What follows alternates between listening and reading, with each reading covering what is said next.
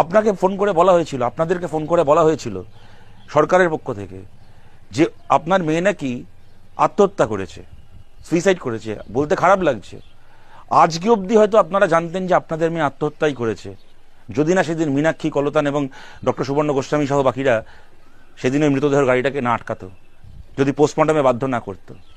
আপনাদেরকে ফোন করে যেটা বলা হয়েছিল, যে মিথ্যে কথাটা বলা হয়েছিল সরকারের পক্ষ থেকে, আজ অবধি হয়তো সেই মিথ্যেটাকেই সত্যি বলে আজ অবধি হয়তো নিজের মেয়ের ছবির সামনে দাঁড়িয়ে কাঁদতেন এইটা বলে যে হ্যাঁ রে মা, তুই আত্মহত্যা করলি কেন, তোর মনে কি কষ্ট ছিল, এত বড় শাস্তি কেন আমাদেরকে দিলি। হয়তো আজ অব্দি নিজের মেয়ের ছবির সামনে দাঁড়িয়ে চোখের জল ফেলে মেয়েকেই অনুযোগটা করতেন, জানতেও পারতেন না যে ছবির ওভার থেকে আপনার মেয়ে বলছে যে বাবা মা বিশ্বাস করে আমি আত্মহত্যা করিনি, আমাকে ওরা মেরে ফেলেছিল, জানতেও পারতেন না যদি সেদিন মীনাক্ষী কলতান সুবর্ণ গোস্বামীরা না থাকতো। আজকে তারা অপরাধী হয়ে গেল। আপনি ভোটে দাঁড়াচ্ছেন, রাজনীতি করছেন, আপনাকে শুভেচ্ছা। তার জন্য এই বাকিদের যারা এই লড়াইটা করলো আপনার সন্তানের জন্য, তাদেরকে এইভাবে ছোট করাটা খুব জরুরি ছিল, খুব বাধ্যতামূলক ছিল, এইটা করতেই হতো আপনাদেরকে।